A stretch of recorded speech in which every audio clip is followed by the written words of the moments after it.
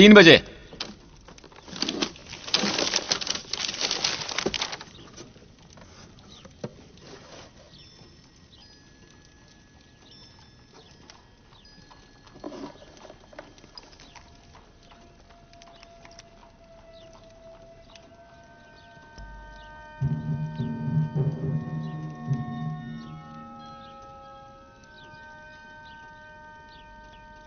Mary, ये parcel कौन लाया है? पोस्टमैन ने। वही वाला आदमी? क्या वो कुछ अजीब सा लगता था?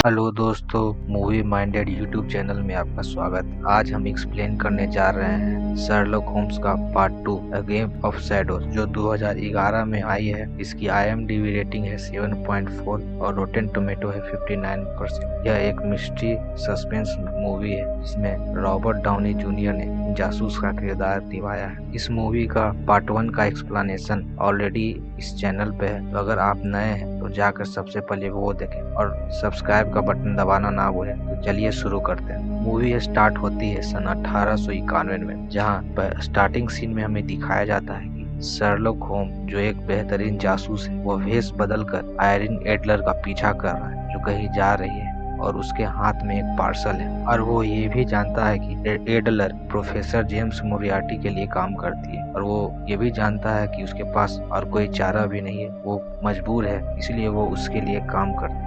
अगर वो उसके लिए काम नहीं करेगी, प्रोफेसर मोरियार्टी उसे धमकी दे दिया कि वो शर्लॉक होम्स को जान से मार देगा। उसी दौरान शर्लॉक उसे बताता है कि कोई 3 आदमी उसका पीछा कर रहे हैं, और वो जो चीज ले जा रही है वो उसके बारे में उसे पूछता है। थोड़ी देर बाद एडलर उसे आगे ले जाती है, जहां एक आदमी उसे आगे से छेक लेता है और उसे रोकता है। तब उसे पता चलता है कि वो 3 आदमी नहीं, वो 4 आदमी, वो उसकी सुरक्षा के लिए थे। इसके बाद एडलर वहां से चली जाती है और शर्लॉक को उनके ऊपर छोड़ देती है। फिर शर्लॉक और उन सभी लोगों के बीच लड़ाई होती है, तो फिर शर्लॉक उन सभी को पीट के वहां से आगे बढ़ जाता है। इसके बाद एडलर एक नीलामी में जाती है, जहां वो डॉक्टर हॉकमेस्टर से मिलती है। इसके बाद वो उसे एक पार्सल देती है, और बदले में वो उसे एक लेटर देता है और उसे कहता है कि उसे लगता है कि उसने उस लेटर को उसकी बहन तक पहुंचा दिया। प्रोफेसर मोरियार्टी को इसका बेसब्री से इंतजार है, और यह कह के वो उस बॉक्स को खोलता है जिसने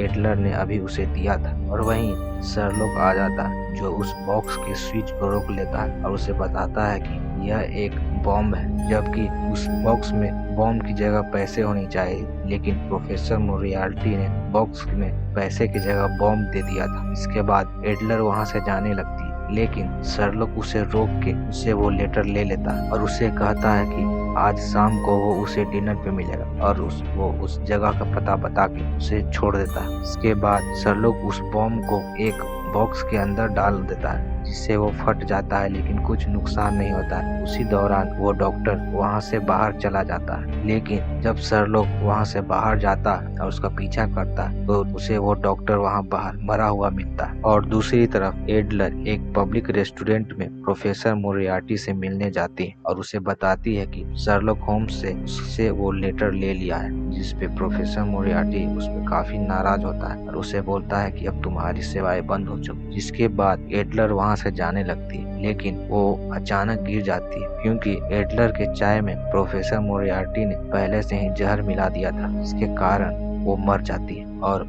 उसका रुमाल रख लेता है। इधर शाम को शर्लॉक होम्स एडलर का इंतजार कर रहा होता है, लेकिन वो नहीं आती है, जिसके बाद वो वहां से चला जाता है। इसके बाद शर्लॉक होम्स के यहाँ उसका दोस्त डॉक्टर जॉन वाटसन आता है, जिसे शर्लॉक बताता है कि अब जो दुनिया में ग्लोबली जो भी आतंकी हमले हो रहे हैं, बम धमाके हो रहे हैं, सबका कुछ न कुछ कनेक्शन है, और उसे वो कुछ सबूत दिखाता है, और सबका एक ही कनेक्शन है, प्रोफेसर जेम्स मोरियार्टी। पर जॉन उसका विश्वास नहीं करता है, लेकिन शर्लॉक उसे बोलता है कि इन सारी घटनाओं का कोई ना कोई कनेक्शन है, और हम लोगों को प्रोफेसर मोरियार्टी को रोकना ही होगा। नेक्स्ट डे वॉटसन की शादी होती है, इसलिए वो लोग बैचलर पार्टी करने के लिए एक बार में जाते हैं। वहाँ उन्हें शर्लक होम्स का बड़ा भाई भी मिलता है। वो एक सरकारी ओहदे पर है। वो उन्हें बताता है कि यूरोप का हाल बहुत नाजुक है, कभी भी कुछ भी हो सकता है और वहाँ युद्ध की स्थिति बनी हुई है। जिसके बाद सभी लोग अंदर जाते हैं और शर्लक वहाँ कुछ ढूंढ रहा है और इधर डॉक्टर जॉन वॉटसन जुआ खेलने के लिए चला जाता है। उसी बार में एक लड़की होती है जो टैरो कार्ड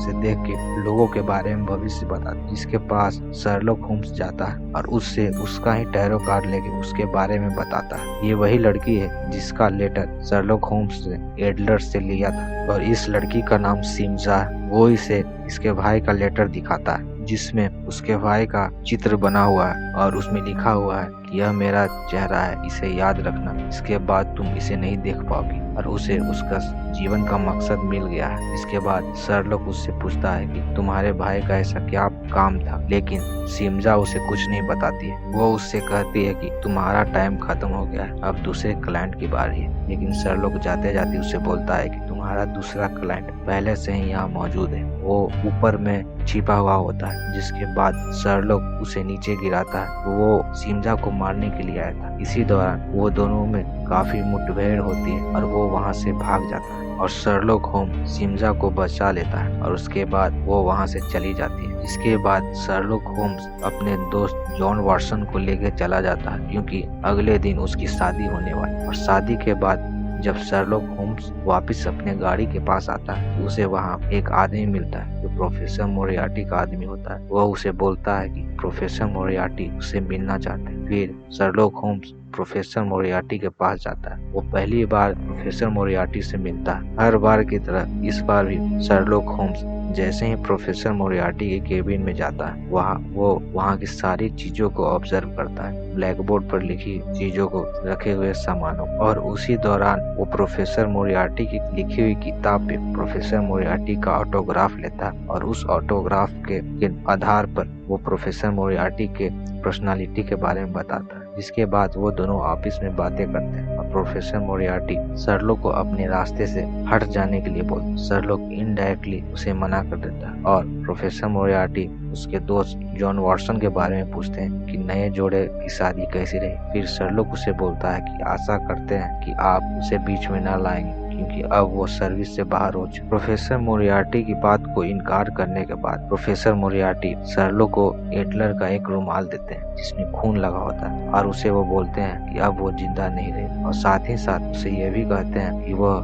नए जोड़ों को शुभकामनाएं जरूर भेजें। फिर ये सुन के शर्लक वहाँ से चला जाता है। फिर सीन शिफ्ट होकर दिखाया जाता है कि डॉक्टर जॉन वॉटसन अपनी वाइफ मैरी वॉटसन के साथ हनीमून मनाने के लिए कहीं जा रहे हैं। इसके लिए वो ट्रेन पे चढ़ के कहीं रवाना होते हैं। जिसके बाद हमें दिखाया जाता है कि उसी ट्रेन में प्रोफेसर मोरियार्टी के आदमी उसके ऊपर हमला करते हैं, लेकिन शर्लक वहाँ आके उन्हें बचा देता है। लड़ाई के दौरान वो मैरी को बचाने के लिए चलती ट्रेन से एक नदी में फेंक देता है। ये सब उसने मैरी को बचाने के लिए किया था और उसने पूरी कैलकुलेशन के साथ उसे नीचे फेंका था जहाँ उसे शर्लक का भाई उसे बचाने के लिए पहले से ही मौजूद था। ये सब शर्लक होम्स के प्लान का एक हिस्सा है। जिसके बाद जॉन उस पर नाराज होता है, लेकिन ये जानते हुए कि वो सुरक्षित है वो आगे रवाना होते हैं और वो दोनों सिम्जा से मिलने के लिए पेरिस जाते हैं। सिम्जा वही लड़की है जिसे शर्लक होम्स ने बार में बचाया था और उसे वो लेटर दिया था जिसे उसके भाई ने उसे दिया था। और सिम्जा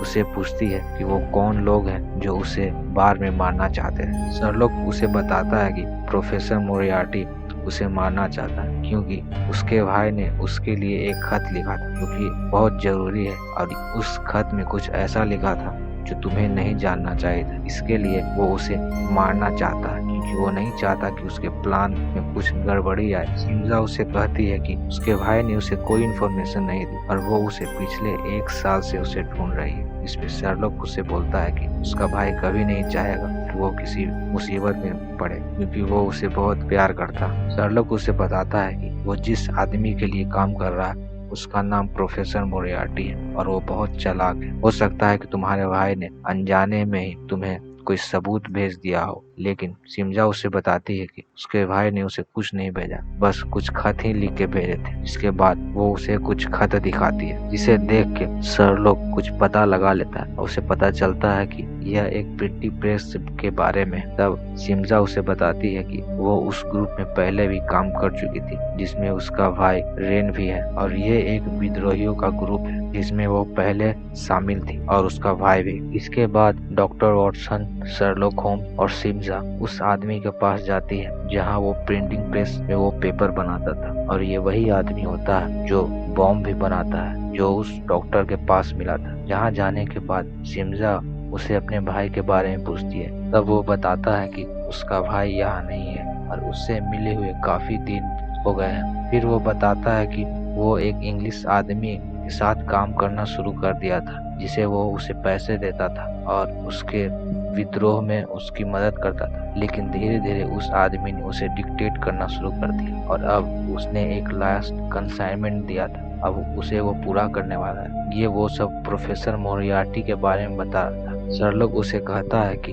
वो उसके बारे में बताए तो वो उसकी मदद कर सकते हैं, लेकिन वो उसे बोलता है कि अब वो कुछ नहीं कर सकते क्योंकि उसके बीवी बच्चे प्रोफेसर मोरियार्टी के पास है और उसे छुटकारा पाने का एक ही रास्ता है। वो ये भी बताता है कि प्रोफेसर मोरियार्टी उसे ये चाहता है कि उसकी सारी आतंकी गतिविधियों का जिम्मेदार वो ले ले। उसके बाद वो उसे बोलता है कि अब तुम्हारे पास सिर्फ 10 मिनट बचे हैं और हमारे बीच डील हुई थी कि हम कोई भी सबूत ना छोड़ेंगे, और वो खुद को गोली मार के मर जाता है। गोली की आवाज सुनकर ऊपर के लोग नीचे आने लगते हैं और उन पे गोलियां चलाने लगते हैं। उसी दौरान शर्लॉक को एक सीक्रेट रास्ता पता चलता है जिसके थ्रू जाके वो बाहर जाते हैं। उसी दौरान रास्ते में शर्लॉक को यह पता चलता है कि अगला बम धमाका ओपेरा में होने वाला है। इसके बाद वो बाहर जाने के बाद वो उस ओपेरा में जाते हैं जहाँ वो बम ब्लास्ट होने वाला है। फिर शर्लॉक उस जगह पे जाता है जहाँ उसे आशंका थी बम ब्लास्ट होने, लेकिन वहाँ उसे कुछ नहीं मिलता। वहाँ सिर्फ शतरंज का मोहरा रखा हुआ होता है, जिसे हटाने के बाद वो देखता है कि प्रोफेसर मोरियार्टी उसे देख रहा है और फिर वो वहाँ से वापस आ जाता है। लेकिन तब तक शर्लॉक समझ जाता है कि उसके साथ खेल खेला गया है और वो जान जाता है कि बॉम्ब वहाँ नहीं कहीं और ब्लास्ट होने वाला है। अपनी मेमोरी को रिकॉल करने के बाद शर्लॉक होम्स को याद आता है कि वो बॉम्ब एक होटल में फटने वाला है, क्योंकि जब वो उस आदमी से मिलने जा रहे थे तो एक बड़ा सा केक लेकर कहीं 2-3 लोग उसे लेके जा रहे थे। जिसके बाद शर्लॉक और डॉक्टर वॉटसन सभी उस होटल की तरफ भागते हैं जहाँ रास्ते में ही वो बम फट जाता है। जिस होटल में वो बम फटा था उस रूम के अंदर सारे लोग मर जाते हैं और ये तीनों जब उस कमरे में जाते हैं तो शर्लॉक देखता है कि वहाँ एक आदमी की मौत गोली लगने से हुई है। इसका मतलब असली कत्ल तो उस आदमी को करना था, लेकिन ये बॉम्ब का धमाका सभी का ध्यान भटकाने के लिए था। शर्लॉक ये भी जान जाता है कि उस होटल से कुछ दूर ही एक बिल्डिंग पर किसी ने निशाना लगाकर उस आदमी पर गोली चलाई थी। अगले दिन दिखाया जाता है कि किसी रेस्टोरेंट में बैठ के शर्लॉक डॉक्टर वॉटसन को और सिजमा को ये बता रहा है कि कल जिस आदमी की मौत हुई वो कोई आम आदमी नहीं, एक आर्म्स फैक्ट्री का मालिक था। और वो ये भी बताता है कि कुछ महीने पहले किसी अनजान इन्वेस्टर ने भारी शेयर खरीद के उसकी फैक्ट्री में अपना हिस्सा जारी किया है, जो क्योंकि अब वो मर चुका है इसलिए अब वो आदमी उस फैक्ट्री का मालिक हो गया है। और वो ये भी बताता है कि वो आदमी और कोई और नहीं प्रोफेसर मोरियार्टी है, अब वो जर्मनी जा रहा है। शर्लॉक ये भी बताता है कि उस बॉम्ब ब्लास्ट में जर्मनी के बहुत बड़े बड़े आदमी मारे गए हैं, जिसके कारण दोनों देशों के बीच में बड़ा तनाव हो गया है और ये बॉर्डर सील कर गए। इसलिए हमें कोई चाहिए जो जर्मनी तक हमें बॉर्डर पार करा दे, जिसमें सिजमा उनकी मदद करती है और वो किसी तरह से जर्मनी का बॉर्डर पार करके उस फैक्ट्री में चले जाते हैं जहाँ का मालिक अब प्रोफेसर मोरियार्टी है। फैक्ट्री के अंदर जाने से पहले शर्लॉक अपने दोस्त डॉक्टर जॉन वॉटसन को एक मैसेज देता है और उसे कहता है कि वो टेलीग्राम से उसे भाई को ये मैसेज भेज दे। इसके बाद डॉक्टर वॉटसन वहाँ से चला जाता है और शर्लॉक खुद उस फैक्ट्री के अंदर चला जाता है। इसके बाद शर्लॉक देखता है कि वहाँ भारी तादाद में बड़े बड़े बॉम्ब और हथियार हैं, लेकिन प्रोफेसर मोरियार्टी के आदमी उसे पकड़ के लेते हैं। इसी दौरान जब वॉटसन टेलीग्राम से मैसेज भेज के उसी जगह पे आता है तो शर्लॉक वहाँ पे नहीं होता, लेकिन उसने एक नोट पे उसे मदद के लिए बगल ही के लाइट हाउस में आने के लिए एक मैसेज छोड़ देता है। प्रोफेसर मोरियार्टी उसे पूछता है कि यहाँ से एक टेलीग्राम में मैसेज भेजा गया है, वो क्या है। तब शर्लॉक उसे बताता है कि तुम बागियों का इस्तेमाल करते हो ताकि दोनों देशों के बीच में तनाव छिड़ सके। इसके बाद बैंडेज से लेके बम तक तुम्हारा सप्लाई बढ़ जाएगा और इससे तुम्हें फायदा होगा। इसके साथ साथ बहुत सारे कारोबार जैसे स्टील वगैरह में भी तुमने अपना जाल बिछा दिया। और शर्लॉक उसे बताता है तुम विश्व युद्ध कराना चाहते हो ताकि तुम्हारी फैक्ट्री का प्रोडक्शन बढ़ जाए और तुम्हारी फैक्ट्री से सारे देश में सप्लाई हो, इसलिए तुम उसके डिमांड के लिए ये सब कर रहे हो और अब सारी चीजें तुम्हारे कंट्रोल में है। जिसके बाद प्रोफेसर मोरियार्टी उससे फिर पूछता है तुमने उस टेलीग्राम को किसके यहाँ भेजा है और उसे टॉर्चर करने के लिए उसे एक हुक से लटका देता है। इधर शर्लॉक की मदद करने के लिए वॉटसन उस लाइट हाउस के पास जाने लगता है, लेकिन प्रोफेसर मोरियार्टी का आदमी पहले से ही उसका शिकार करने के लिए तैयार है। लेकिन फिर भी किसी तरह करके वॉटसन उस लाइट हाउस के पास चला जाता है। क्योंकि उसका आदमी वॉटसन पे गोली चला रहा था तो बचाव में डॉक्टर वॉटसन ने बगल में ही रखी तोप से उस लाइट हाउस को ही उड़ा देता है, जिसके कारण वो लाइट हाउस टूट के नीचे गिर जाता है और वो लाइट हाउस उस जगह गिरती है, उस कमरे में गिरती है जहां डॉक्टर वॉटसन ने शर्लॉक होम्स को बंदी बना के रखा था और उसे टॉर्चर कर रहा था। इससे पहले प्रोफेसर मोरियार्टी के लोग शर्लॉक को फिर से पकड़ते हैं। डॉक्टर वॉटसन शर्लॉक को वहां से बचा के लेके चला जाता है। उसी दौरान प्रोफेसर मोरियार्टी के लोग उन सभी पे फायरिंग करते हैं, लेकिन किसी तरह करके वो बाउंड्री को पार करके एक ट्रेन पर सवार होकर वहां से भाग जाते हैं। वहां से जाने के बाद शर्लॉक अपने भाई के पास जाता है। डॉक्टर वॉटसन शर्लॉक के भाई को ये बोलता है कि जो पीस के लिए, जो शांति के लिए सभी देशों के बीच में जो मीटिंग हो रही है तुमने उसे क्यों नहीं रोका। क्योंकि डॉक्टर वॉटसन ने जर्मनी से टेलीग्राम से यही मैसेज भेजा था कि आने वाले सभी देशों के बीच में जो भी प्रेसिडेंट और एम्बेसडर मीटिंग करेंगे, शांति मीटिंग करेंगे, उन सभी को बंद कर दिया जाए, उन सभी को रोक दिया जाए, क्योंकि भविष्य में हो सकता है कि बम ब्लास्ट हो। शर्लॉक होम्स का भाई उसे बोलता है कि उसने उस टेलीग्राम को अपने सुपीरियर को दिया था, लेकिन उसके सुपीरियर ने इसके बात को ना माना क्योंकि उसका एडवाइजर खुद प्रोफेसर मोरियार्टी है। प्रोफेसर मोरियार्टी काफी नामी है, उसका पहुंच बहुत बड़े बड़े लोगों के साथ, यहाँ तक कि उसकी पहुंच प्रधानमंत्री के साथ भी है। शर्लॉक का भाई यह भी कहता है कि वो उसकी बात पे यकीन करता है, लेकिन उसके पास कोई सबूत नहीं है। तब डॉक्टर वॉटसन उसे बताता है कि प्रोफेसर मोरियार्टी काफी खतरनाक इंसान है और चालाक है, कोई लूज एंड नहीं छोड़ता, वो कोई सबूत नहीं छोड़ता। और वो ये भी कहता है कि उसे नहीं लगता कि उस मीटिंग के दौरान कोई बॉम्ब ब्लास्ट होगा, क्योंकि अगर कोई बॉम्ब ब्लास्ट हुआ तो सारे देश के लोग मिल जाएंगे, जिसके बाद मोरियार्टी अकेला हो जाएगा और वो कुछ नहीं कर पाएगा। और मोरियार्टी ऐसा कभी नहीं चाहेगा। शर्लॉक को बोलता है कि वहाँ कोई बॉम्ब ब्लास्ट नहीं होगा, क्योंकि वहाँ एक कत्ल होगा और वो कत्ल कोई और नहीं, सिमजा का भाई ही करने वाला। इसके बाद अगले सीन में दिखाया जाता है कि वो सभी उस मीटिंग में पहुंच जाते हैं जहां सभी देश के प्रेसिडेंट और एम्बेसडर होते हैं। फिर शर्लॉक बताता है कि सिमजा का भाई रेने एक स्पेशल मोमेंट का इंतजार करेगा, तभी वो अपनी काम को अंजाम दे सकेगा। और वो अपने भाई से पूछता है कि यहाँ कोई फोटो सेशन होने वाला है। तब वो बताता है कि यह फोटो सेशन ठीक 38 मिनट बाद होने वाला है और उस फोटो सेशन में देश के सभी प्रेसिडेंट, सभी एम्बेसडर एक साथ हों और वहाँ प्रोफेसर मोरियार्टी भी मौजूद रहता है। और अब शर्लॉक और डॉक्टर वॉटसन और सिमजा के पास 38 मिनट है रेने को ढूंढने के लिए। ये उनके लिए सबसे बड़ी चुनौती है, क्योंकि वो जानते हैं कि रेने का प्लास्टिक सर्जरी हो चुकी। उसका प्लास्टिक सर्जरी उसी डॉक्टर ने किया था जो शुरुआती टाइम में हमें दिखाया गया है, जो बॉम्ब ब्लास्ट से बच जाता है, लेकिन म्यूजियम के बाहर आते ही उसे किसी ने मार दिया था। और उसी डॉक्टर के पास सिमजे के भाई का लेटर। शर्लॉक समझ जाता है प्लास्टिक सर्जरी करने के बाद रेने किसी न किसी देश का एम्बेसडर बना होगा। वो ऐसा इसलिए कहता है क्योंकि अगर किसी देश के एम्बेसडर ने किसी दूसरे देश के एम्बेसडर को गोली मार दी या किसी तरह से हत्या कर दी तो उसका सारा जिम्मेदार उसका देश होगा, जिसके बाद उस देश और दूसरे देश के बीच में युद्ध छिड़ जाएगा। और यही सबसे बड़ा चैलेंज होता है, क्योंकि उसे असली रेने को ढूंढना है, क्योंकि ये आसान नहीं है। और डॉक्टर वॉटसन और सिमजा रेने को ढूंढने की कोशिश कर। वहीं दूसरी तरफ प्रोफेसर मोरियार्टी शर्लॉक होम्स को चेस खेलने के लिए बाहर बुलाते हैं और दोनों चेस खेलना शुरू कर देते हैं। और इधर फोटो सेशन शुरू हो जाता है, लेकिन रेने कुछ करता है इससे पहले ही डॉक्टर वॉटसन वेटर से उसका गिलास को गिरा देता है।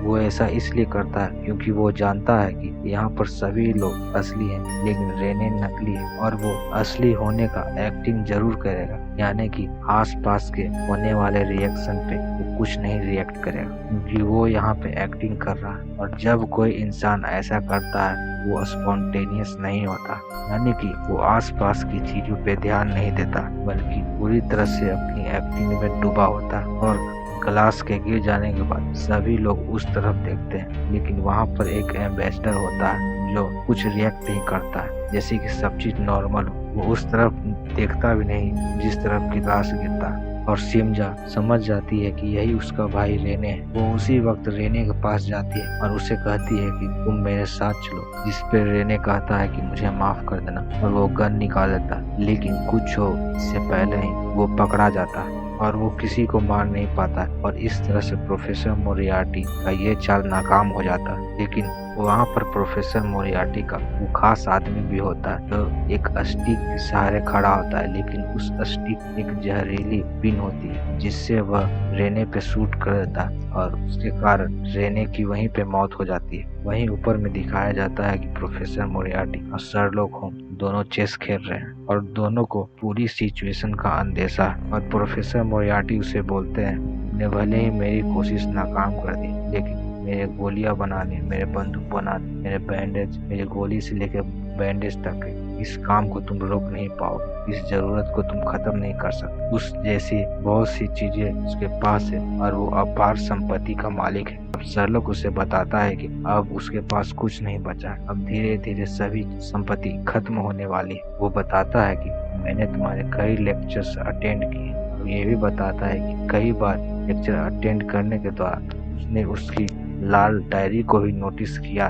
जिसे वो हमेशा जेब में रखता, जिसे उसने कई बार हासिल करने की कोशिश की, लेकिन वो इतना आसान नहीं था। वो ये भी बताता है कि मैंने तुम्हें कबूतरों को दाना डालते हुए देखा, और ये भी देखा कि तुम उस डायरी पे कुछ लिख रहे थे, और उसे उसी वक्त शक हुआ कि उसे इतनी बड़ी संपत्ति का लेखा जोखा कहीं न कहीं जरूर रखता होगा। और उस वक्त जब तुमने मुझे बंदी बना के रखा था, जब मुझसे ये पूछ रहे थे कि उस टेलीग्राम को मैंने किसके पास भेजा, तभी मैंने मौका पाके उस डायरी को तुम्हारे जेब से निकाल के अपनी डायरी से बदल दिया था। पर उस डायरी में सारी इंफॉर्मेशन कोड्स में थे, जिसे जानना बहुत जरूरी था। शर्लॉक उसे ये भी बताता है कि जिस दिन वो उससे पहली बार मिलने गया था तो उसने एक किताब को गौर किया था। उसी किताब की मदद से उसने उस डायरी में लिखे सारे कोड को क्रैक कर लिया, और ये सारे कोड्स को शर्लॉक होम्स ने डॉक्टर वॉटसन की वाइफ यानी मैरी वॉटसन को भेज दिया, जिसकी जानकारी से डॉक्टर वॉटसन की पत्नी ने उस पुलिस ऑफिसर लेस्टार्ड की मदद से सारी संपत्ति को धीरे धीरे जब्त करना शुरू कर दिया था। और अब तुम्हारी संपत्ति को वॉर विडोज और अनाथों के लिए इस्तेमाल किया जाएगा। और इसी दौरान ये लोग घर वाली चेस भी खेल रहे होते हैं, लेकिन उस चेस में शर्लॉक होम्स प्रोफेसर मोरियार्टी को हरा देता है। इसके बाद प्रोफेसर मोरियार्टी उसे बताता है कि एक बार मेरा काम यहाँ खत्म हो जाए तो सबसे पहले मैं डॉक्टर वॉटसन और उसकी वाइफ का मौत का इंतजाम करूँगा। इसके बाद दोनों के बीच में हाथापाई शुरू हो जाती है, लेकिन प्रोफेसर मोरियार्टी अपने जमाने का बहुत बड़ा बॉक्सर होता है और दोनों में काफी लड़ाई होती है। लेकिन लड़ाई के दौरान शर्लॉक ये जान गया था कि वो प्रोफेसर मोरियार्टी से नहीं जीत सकता, इसलिए प्रोफेसर मोरियार्टी को वहां से लेके कूद जाता है, क्योंकि मीटिंग जहां होने वाली थी उसके पीछे बहुत बड़ा झरना होता है और इसके नीचे नदी होती है, और उस नदी में दोनों डूब के मर जाते हैं। शर्लॉक की मौत से